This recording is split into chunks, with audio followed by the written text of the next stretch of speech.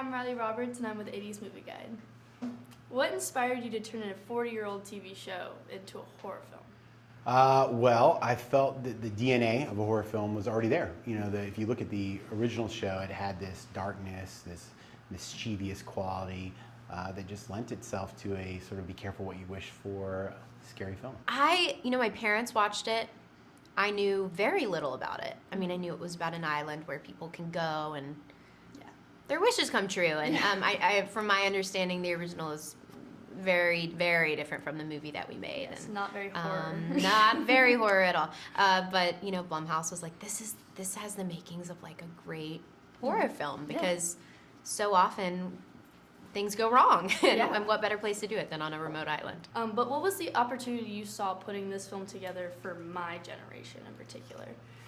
Because it's just a great idea. You know, it doesn't matter whether you've heard of the original show or not. There's something cool and exciting about this notion of going to an island where your dreams are realized, but then they get perverted and twisted.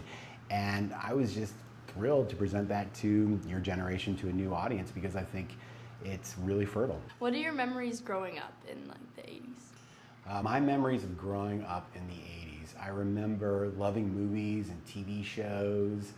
There were a lot less choices, but the ones we had, we really embraced. I remember going to the movie theater and riding my bike and just being very present, which I think a lot of people aren't now, which is a bummer. It was great. I really enjoyed it. I grew up in a small town, a little bit like Stranger Things. No interdimensional visitors. It was a great childhood. Did you see a film in the 80s where you were like, I wish I directed that? Yes, that's a great question. I think Back to the Future is a perfect movie. That's my favorite. I would love to have, let me put it this way, I would love to make a movie half as good as Back to the Future. Right. It's just a perfect example of setup and payoff. Every line of dialogue in that movie in the first 30 minutes, every moment is a setup for something that's going to happen later on. What 80s movie would be your fantasy movie to star in? Pretty in Pink or something. Yeah. With John Hughes. What was the most surprising thing you learned about the series when you started making it into this movie? Well, the way it was created. So Aaron Spelling, the legendary producer of Charlie's Angels and 90210 and Melrose Place, he was in the office of the president of ABC in the 70s, and TV movies were big business back then, and he pitched like 10 ideas. President of ABC passed on all 10. Aaron Spelling got frustrated and said, what's it going to take? A show about an island where you can go and hook up with whoever you want?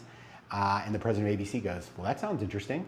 And so Aaron Spelling left the room, hired a writer, and they wrote Fantasy Island. That's how the show got created. Do you think the 80s are having a moment right now? Right now? I mean, I love the 80s, so it's hard to say if they're having a moment right now. Yeah. I'm a child of the 80s. Certainly the aesthetic is becoming more prominent with the success of shows like Stranger Things. But I do think there is a longing for the innocence of the 80s, but that's cyclical. You know, in the 80s, there was a fascination with the 1950s, right? So it's always going to happen that way. I think there is a romanticism associated with the past sometimes, and I think we might be experiencing that now with the 80s. You could pick one thing to bring back from the 80s. What would you pick? Oh, wow. Scrunchies? They're kind of back. They kind of are. They're back. Leg warmers? I don't know. Leg warmers. Yeah, I like some of the music. Some of the music. Yeah. I'm like acid wash denim, or was that 90s? I don't know. Yeah. Some of it needs to stay there. One thing, probably a flying DeLorean. Oh, true. Right? That'd be great. That'd be awesome. Maybe hoverboards? Yeah, of course. I'd go flying DeLorean first, but then hoverboard. Yeah. Absolutely. Yeah. Good call, good call. Knowing that your fantasy would never come out to what it's going to be, what would you make your fantasy on Fantasy Island? To like talk to my dog, have conversations with animals. Yeah. Like Just see what they have to say. Yeah. You know, they probably have a lot to say. Some great podcasts. Stop ruining our world, stop ruining the climate. This is the second time you're the face of a Blumhouse movie. Will there be a trilogy? I mean, I feel like I would do anything Blumhouse wanted me to be a part of. Yeah. I love them. I love the movies that they make. Yeah, I think I like Lucy Hale a little bit. Worked with her a couple times.